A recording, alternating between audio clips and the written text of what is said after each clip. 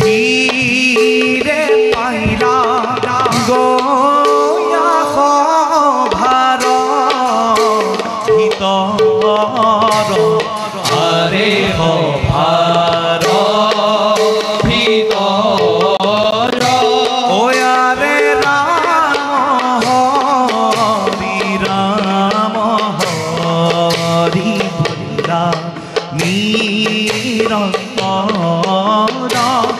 আরে রাম হরি রাম হরি বলা নিরন্তর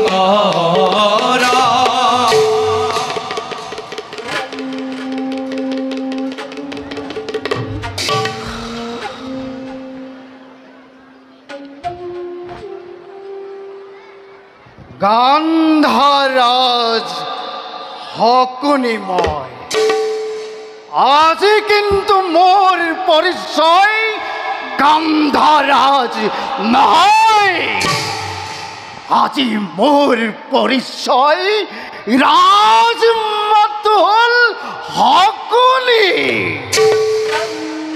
একমাত্র মরমর ভাগিন দুৰ্যোধনক হস্তিনাপুৰৰ ৰাজসিংহাসনত অধিষ্ঠিত কৰিবৰ বাবে এই শকুনিৰ বিশাল আয়োজন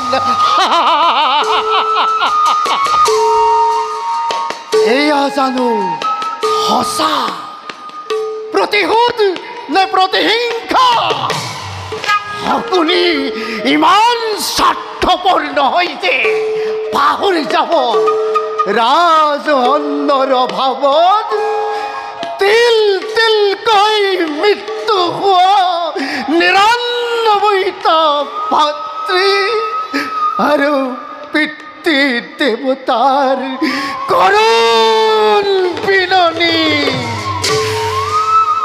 পাহৰিব খুজিলেও পাহৰিবলৈ নিদিয়ে এই শকুনিয়ে ভাতৃ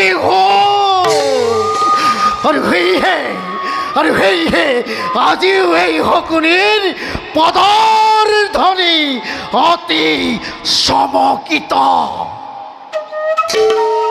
এটিৰস্থিৰে নিৰ্মিলো পাখতিৰে পাণ্ডৱক পৰাজি বনবাসী জীৱনৰ ঘটালো সূচনা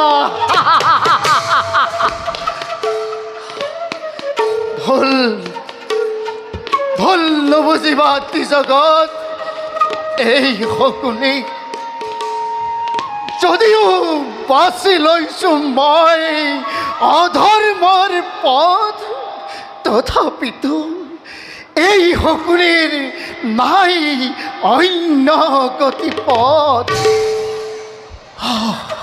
হোৱা ভাগিন দুৰ্যোধন আৰু দুঃশাসন আহিব লাগিছে এই শকুনিৰ পাখে পূজাৰ চঞ্চলতাই বুজাইছে সকলো পাৰো আহিবলৈ দিয়া মামা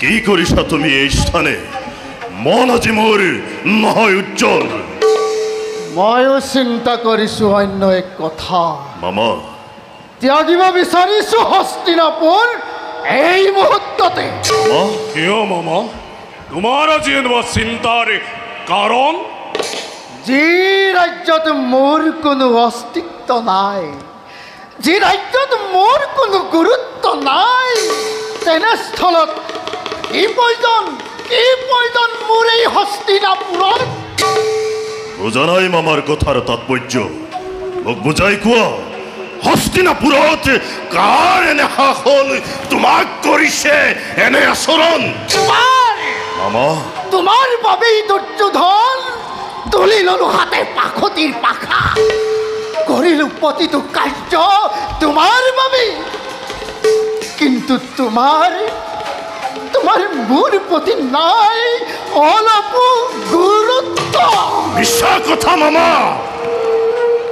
তোমাৰ সহায়তাই কৰিলো কাৰ্য তোমাৰ সিদ্ধান্ত মৰ্মে আৰু আজি যদি কোৱা দিয়া নাই গুৰুত্ব তোমাক তেন্তে কোৱা মামা কিবা দৰে সাহায্য কৰিব এই দুৰ্যোধনৰ প্ৰাণে তেনেহলে কিবা দৰে আশা স্থিৰ হৈ মামা দেখা পোৱা নাইনে ভাগিন পাণ্ডৱৰ অজ্ঞাত বাসৰ কাল প্ৰায় অন্তিম পৰ্যায়ত শেষ কৰি অজ্ঞাত বাস প্ৰৱেশিব অচিৰতে এই হস্তিনাপুৰত আৰু তেতিয়াতো কাহিলে মই হস্তিনাপুৰৰ ৰাজসিংহাসন আৰু তেতিয়াতো মোক খেদাই দিব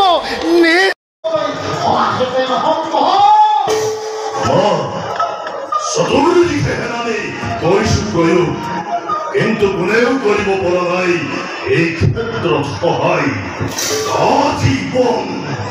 আজীবন হিংসা কৰা পাণ্ডৱে আজি অয়নে সপোনে কৰে আচৰণ তোমাকে মাথো সন্থন নহলে যে কীৰ্তন হ'ব এই দুৰ্যোধনৰ প্ৰাণ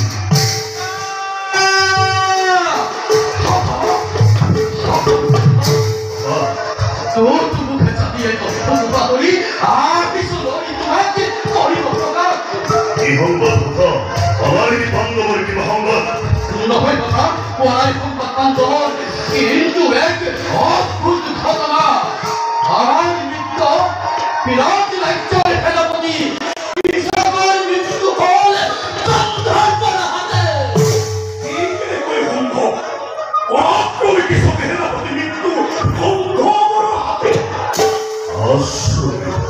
আশ্চর্য নহয়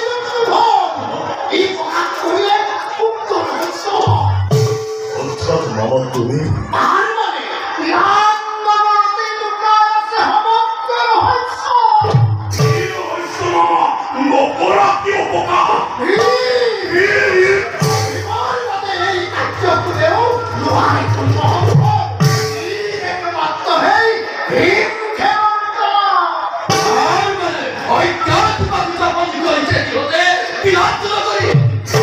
এই মুহূর্ততে আক্রমণ করি বিরাট সমাপ্ত করু বান্ধবর অজ্ঞাত বাসর কিন্তু অনুমতি নিদিয়ে কদাপিত পিতামহ ভীষ্মই আমাক রাজ্য আক্ৰমণৰ ৰাজ্য বিকাশৰ বাবে ৰাজ্য বলৰ কিমান প্ৰয়োজন পিতামহক কৰা পাইছো ৰাজ্য অনুগততে নিশ্চয়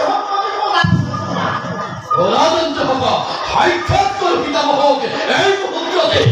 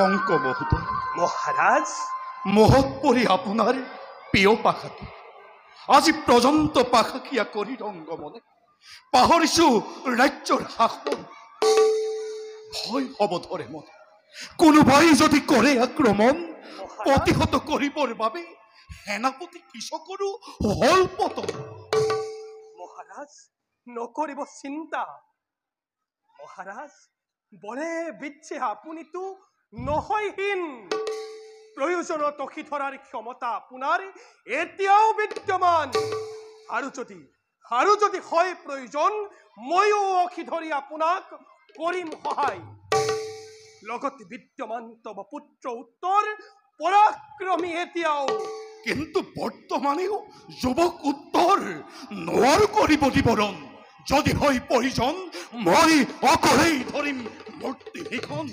মহাৰাজ এক এক দুঃসংবাদ পিতা। দুঃসংবাদ? ও পিতা, দুঃসংবাদ। গুপ্তচৰৰ মুখে জানিলো আহিছে আহিছে সুধৰ্মবীৰ আমাৰ ৰাজ্য আক্ৰমণৰ হেতু। গতিকে প্ৰস্তুতি কৰি ৰথী মহাৰথীগণ প্ৰতি আক্ৰমণ কৰো, দিয়ক অনুমতি। আক্ৰমণ কৰে সুধৰ্মবীৰে? হয় পিতা।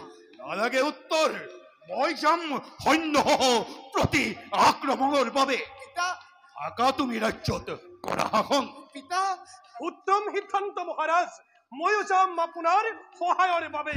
সেয়ে হ'ব পিতা, বলক এনে সৈন্য বাহিনী প্ৰস্তুত কৰো আপোনাৰ বাবে। তেন্তে বলা মহোদয়, নকৰা পলম, বহুদিন কৰা নাৰী ৰণ। জগতে বুজক মৎস্য ৰাজ্যৰ কিমান শকতি। কিন্তু কোন হ'ব হয়? তেন্তে পিতা মাতিও নাহক বল্লভ উপকাৰক যুদ্ধৰ নিমিত্তে। অকল বল্লভ উপকাৰ নহয়, আছে ৰাজ্যত গ্ৰন্থিক তন্তিপাল দুজন শক্তিশালী পুৰুষ। লওঁ যদি তেওঁলোকৰ সহায়, নিশ্চয় আপোনাৰ জয় নিশ্চিত মহাৰাজ। তেন্তে মাতি অনা অতি শিক্ষে, নকৰা পলম। ভাল পিতা।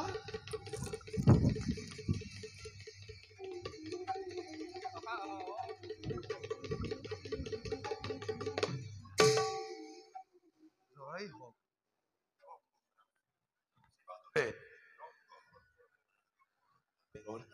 আজি ৰাজ্যৰ বিপদৰ সময়তো শক্তিশালী ৰূপে উপস্থিত বল্লভ উপকাৰ। শুনিলো মহাৰাজ ৰাজ্যৰ বাতৰি। মহাৰাজ তেন্তে সুধৰ্মৰ বিৰুদ্ধে যুদ্ধযাত্ৰা হওক আৰম্ভণ। বেশ, তেন্তে বলা সকলোতে যুদ্ধ যাত্ৰাৰ বাবে সংগই প্ৰস্তুত।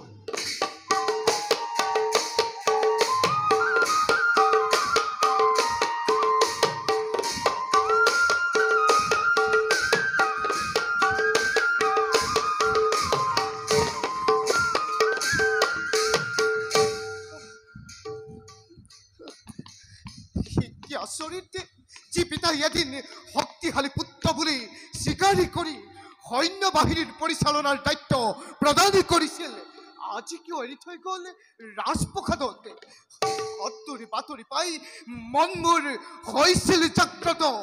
সত্যক দেখাবৰ বাবে উত্তৰৰ পৰাক্ৰমে তেজৰ গতি বৃদ্ধি হৈ আহিছিল শৰীৰত এক অদ্ভুত শক্তি। কিন্তু কিয় আজি ৰাজ্যৰ বিপদৰ সময়ত এই ৰাজ কাৰেগত থাকিব লগা হৈছে? নাজানো কিয়, নুবুজো মই ইয়াৰ কাৰণ।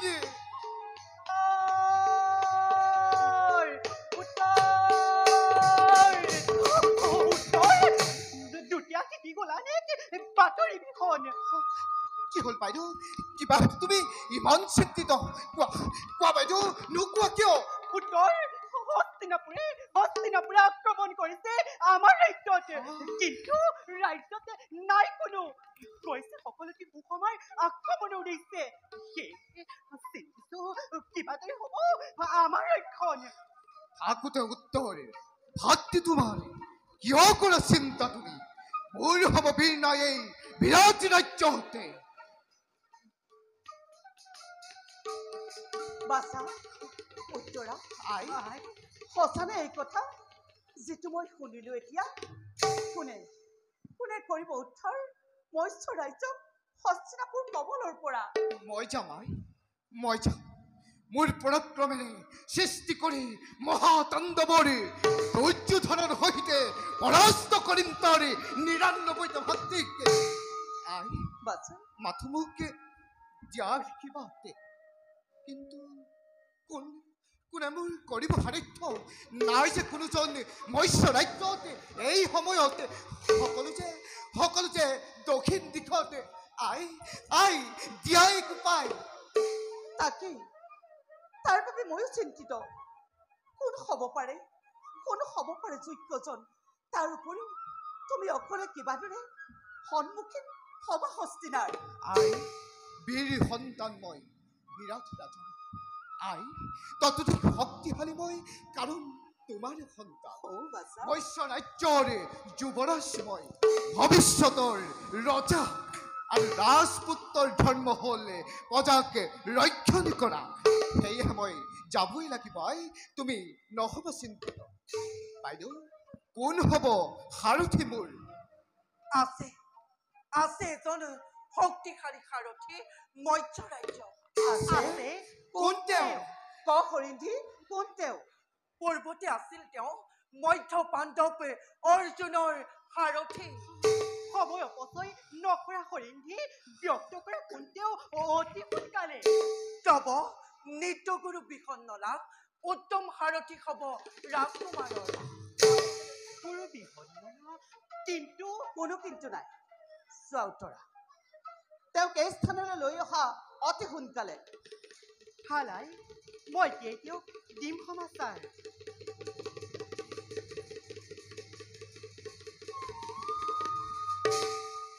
আই তেন্তে চিন্তাৰ কাৰণ আই দিবাৰ কিবাত হওঁ যেন যুদ্ধত জয়। যোৱা হৰিন্ধি মহাৰাজ, লৈ অনা যুদ্ধ যাত্ৰা সকলো সম্ভাৰ সাজু কৰিম পুত্ৰ কাজী মই সমৰ সজ্জাৰে। ভাল মহাৰাজ।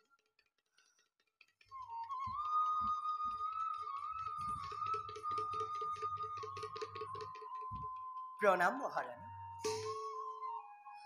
ৰাজকুমাৰীৰ মুখে শুনি ৰাজ্যৰ বিপদ, আহিছো মই সহায়ৰ বাবে ৰাজকুমাৰক। হৰিন্ধে ক'লে তোমাৰ পূৰ্বৰ কথা, আছিলে হেনে তুমি অৰ্জুনৰ সাৰথি। সেয়েহে এতিয়া তুমি মোৰ পুত্ৰ উত্তৰৰ কৰিব লাগে সাৰথি স্বীকাৰ। মহাৰাণী, ৰাজ্যৰ সেৱক ৰূপে কৰিম মাথো কৰ্তব্য নিজৰ। আশীৰ্বাদ দিয়ক মহাৰাণী, হ'ব পাৰো যেন সহায় উত্তৰৰ।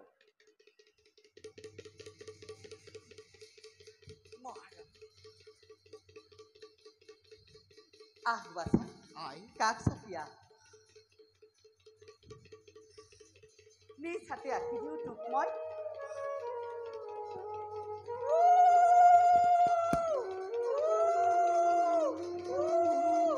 বিজয় তিলক বাছা, আই বাছা, লোৱা লোৱা এই ধনুষৰ বীৰত্ব উপকাশী উদ্ধাৰ উদ্ধাৰ কৰা তুমি মৎস্য ৰাজ্যক। নকৰিবা চিন্তা জননী, বিভন্ন সাৰথি হমে সন্মুখীন হৈ হস্তিনাপুৰত দিম উপযুক্ত পৰিচয় বিৰাট নন্দনৰ। গুৰুদেৱ, মাত্ৰ আপুনি এটা অনুৰোধ ৰাখিব মনত। কোৱা উত্তৰা। লৈ আনিব অংগবস্ত্ৰ, হস্তিনাপুৰক পৰাজিত কৰি সন্মুখ সমৰে।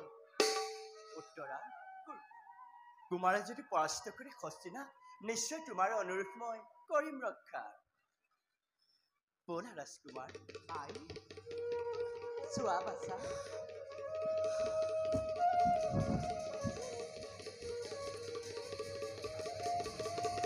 ব'লা।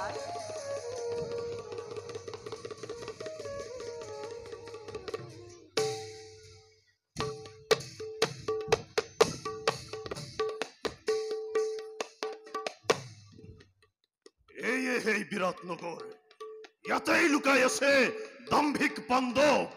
আৰম্ভ কৰা আক্ৰমণ, মৎস্য ৰাজ্যত হওক আজি ধ্বংসৰ তাণ্ডৱ। দেখা যাব পঞ্চ পাণ্ডৱে কিবাদৰে ৰক্ষা কৰে মৎস্য ৰাজ্যক। সখ আজি প্ৰবল শক্তি ধাৰণ কৰি তোমাৰ সখই মৎস্য ৰাজ্যত কাল বিভীষিকাৰ সৃষ্টি কৰিব। যতেই লুকাই নাথাকক পাণ্ডৱে সন্মুখত আহি কৰিব সমৰ ভংগ হব অজ্ঞাতবাস। তাৰ পাছত 12 বছৰ বনবাস, এবছৰ অজ্ঞাতবাস। পূৰ্ণ হব দাদা তব কামনা মনৰ। বল দাদা, লুটপাট কৰো সকলোকে এফালৰ পৰা। বলা সকলোটি, জয় হওক কৌৰৱৰ, জয় হওক এই দুৰ্যোধনৰ।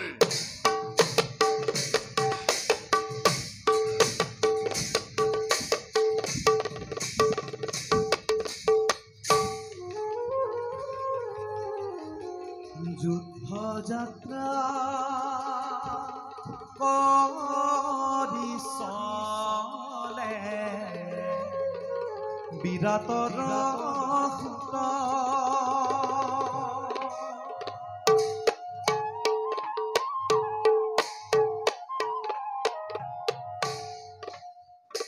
যুদ্ধ যাত্ৰা কৰি চলে বিৰাটৰ আৰে কিন্নৰ বিহনলা চলিদা সংগত আৰে কিন্নৰ বিহনলা চলিদা সংগত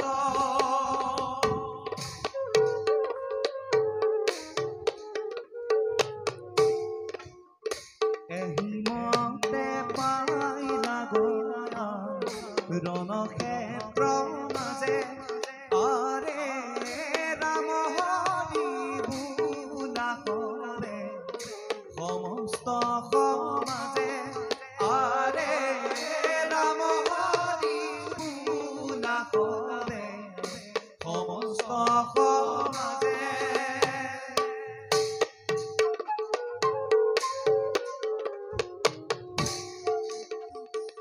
কি বিহন্দলা চতুৰ্দিকে দেখো গুৰু হেলাকন কৃষ্ণ দৈন্য অন্য কিপ দুৰ্যোধন দুঃখখন সকলোৱে ভীষণ মূৰ্তি ধৰি ৰৈ আছে আমাৰ ইফালে চাই দেখি আজি মোৰ কমপিছে শৰীৰ বলা সাৰথিবোৰ আজি হাঁহিলে হওক উত্তৰৰ বীৰত্বত তথাপিতো প্ৰাণ ৰক্ষা কৰি বলা উভতি যাওঁ আমি আপোন প্ৰসাদে ই কেনে ৰূপ তোমাৰ নাৰীগণৰ আগত বীৰত্ব প্ৰকাশী এতিয়া ভয়াতুৰৰ দৰে আচৰণ নকৰিবা কুমাৰ মই একেবাৰে শক্তিহীন বিহন্দলা মই নোৱাৰো কোনোবাই লাগে অস্ত্ৰ ধৰিব মোক ক্ষমা কৰা বিহন্দলা মোক ক্ষমা কৰা অস্ত্ৰ প্ৰহাৰ কৰা কুমাৰ অস্ত্ৰ প্ৰহাৰ কৰা অস্ত্ৰ ধাৰণ কৰি তুমি শত্ৰুৰ পক্ষই শক্তি ক্ষয় কৰিবই লাগিব নাই মই নোৱাৰো বিহন্দলা দেখি শত্ৰু বাহিনীৰ ভীষণ প্ৰতাপে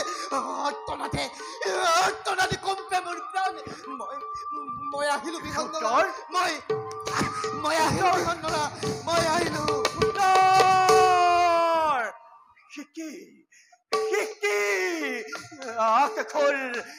আকাশৰ পৰা চাই দেৱতাসকলে স্তম্ভিত যেন চন্দ্ৰ সূৰ্য বায়ু বৰুণ ধ্বংসৰ পৱনে ঘন ঘূৰ ফেনা মেলি চক্ষু মেলি চাৰিখন বুজিলো এয়া বৃহন্নলাৰ ক্ষণ এয়া বৃহন্নলাৰ পণ এয়া এক মহাধ্বংসৰ আয়োজন ধৰি বিশাল ৰূপ আজি সন্তে বান্ধি ললো এই পণ অচিৰতে হব বৃহন্নলাৰ গান্ধীৱ ধাৰণ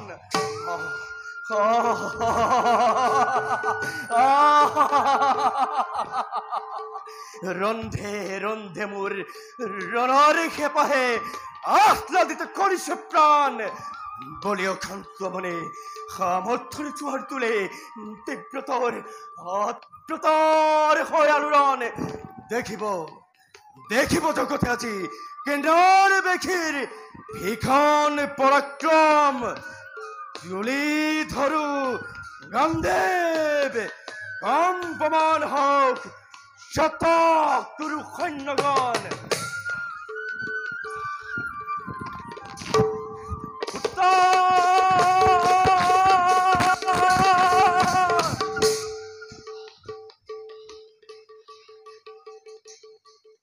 কি আচৰিত কোন এই নপুংসক বেশী যাৰ লগত আহিছিল কোমলমতীয়া বিৰাট নন্দন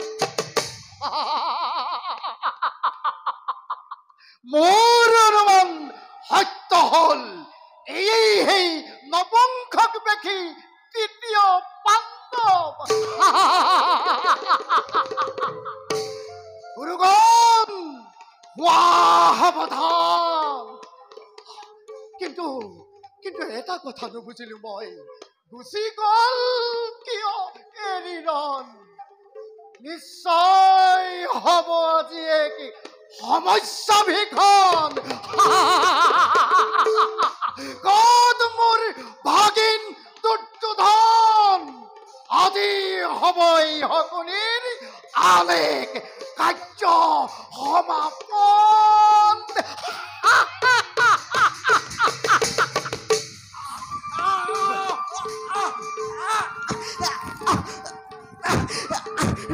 নকৰো নকৰো ৰাম। শুনা শুনা বিহন্দলা, কিবা সেইটো ধৰি মোৰ কে কৰিছা কাতৰ। ভয় কৰো কোনো হেনাক কৰিছো চিকাৰ তোমাৰ আগত। সেইবাবে যদি পৃষ্ঠভংগ দিলা তুমি সন্মুখ ৰণত, হত মুখে ধিক্কাৰ দিওঁ এই বীৰত্ব। ক্ষমা কৰা বিহন্দলা, মোক শুনিছিলো দয়া নাই ক্ষমা নাই, অতি বৰ্বৰেই নপুংসক পালো আজি তাৰেই প্ৰমাণ। তোৰ প্ৰমাণক গৰিহণা দিছো এই কিন্নৰে। এজন বীৰক কিন্নৰে দিব লগা হৈছে কৰ্তব্যৰ জ্ঞান আছে বিহন্দলা। তথাপিতো শত্ৰুৰ সংখ্যা দেখি বিচলিত মন, নকৰা বাৰণ নকৰো পলায়ন, এৰি দিয়া কে ৰৈ মুক্ত মন। নিচিনি সন্মুখত মোক কৰ তই এনে আচৰণ। কালে আজি কৰিছে আহ্বান, কৰাব তোক সত্য দৰ্শন।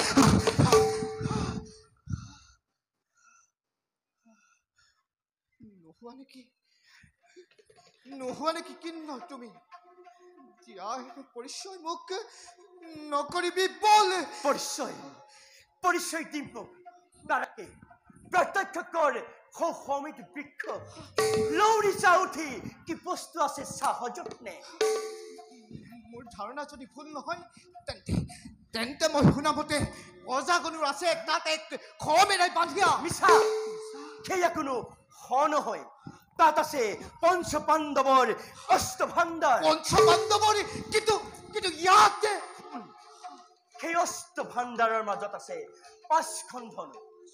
তাৰ মাজত প্ৰকাশ কৰিছে এখন বিশেষ ধনুৱে নানা দিব্যৰত্নে সুশোভিত বিশ্বকৰ্মাৰ দৰজাৰ হৈছিল স্বজন। সেয়াই অৰ্জুনৰ গান্ধী বৃক্ষ। এই কথা তোমাৰ কিবা দৰে জ্ঞাত বিহন্দলা। বুজিলো নোহোৱা বিহন্দলা তুমি, নোহোৱা অৰ্জুনৰ সাৰথি। কোন তুমি দিয়াবে পৰিচয় মোক, কোন তুমি দিয়াবে পৰিচয় মোক। শুনা তেন্তে উত্তৰ মোৰ সত্য পৰিচয়। পাণ্ডৱ বংশজাত মই তৃতীয় পাণ্ডৱ, মই অৰ্জুন। আপুনি অৰ্জুন? কিন্তু কিবা ধৰণে মানিলো অৰ্জুন বুলি আপোনাৰ। যদি এই সত্য হয় তেন্তে প্ৰকাশ কৰক দৰ্শনাম আপোনাৰ। শুনা তেন্তে পিৰাথুত মোৰ দৰ্শনাম। জয় কৰি ৰাজাগণ জেনিলো বহু ধন, সেইবাবে নাম মোৰ ধনঞ্জয়।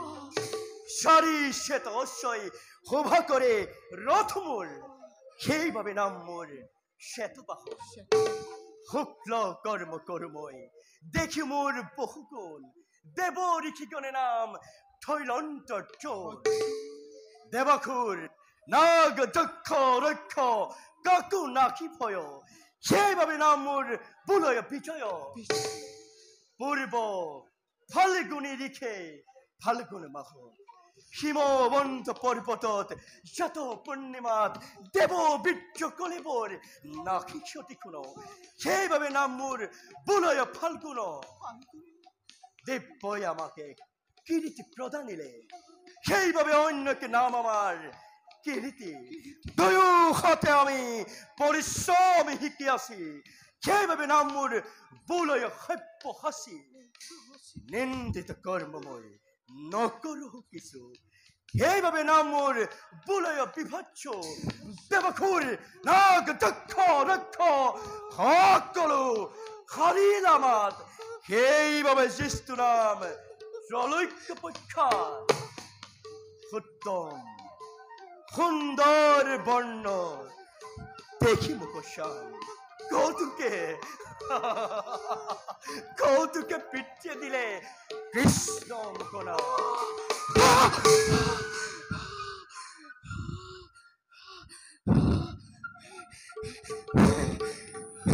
গান্ধী বিধাৰী অৰ্জুনিতে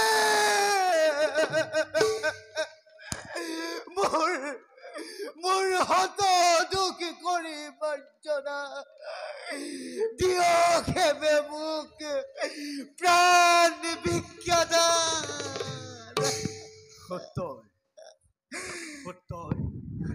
অৱশ্যে দিলো মই তোমাক প্ৰাণ ভিক্ষা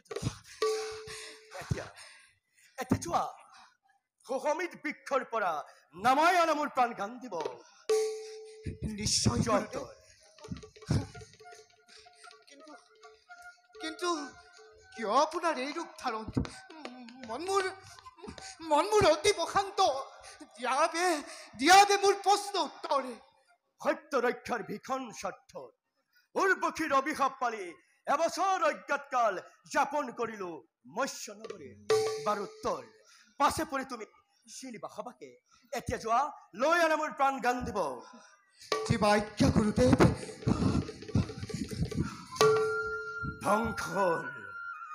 ধ্বংসৰ প্ৰচণ্ড বিভীষিকা প্ৰত্যক্ষ কৰিব আজি গুৰু সৈন্যগণে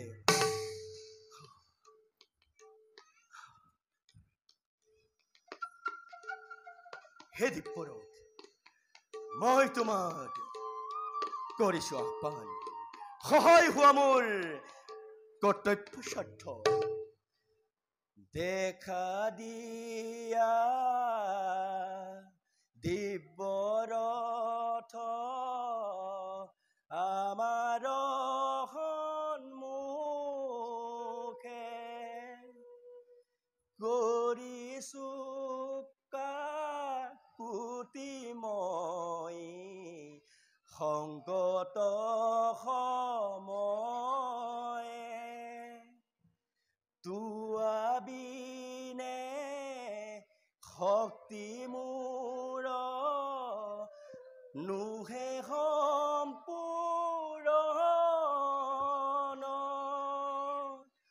কাতৰে মাতিছো মই দিয়া দৰিখন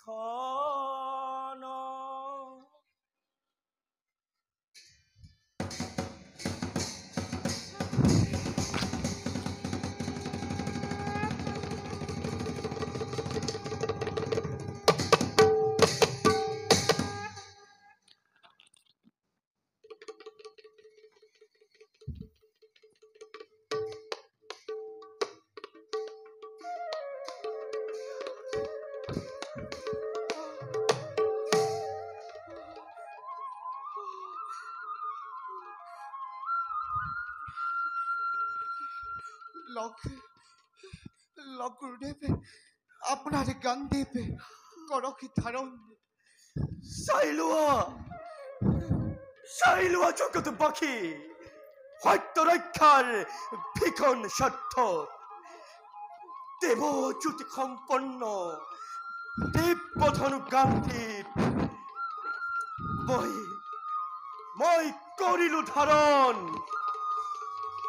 দেখা সৰ্বজন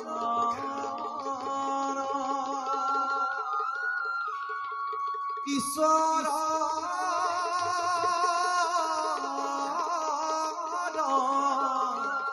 লীলা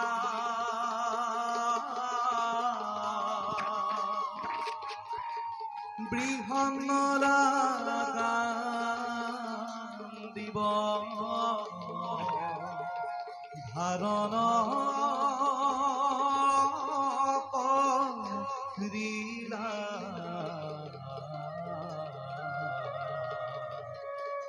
বিহনৰা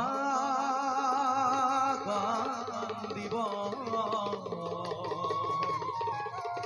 ধাৰণ কৰিলা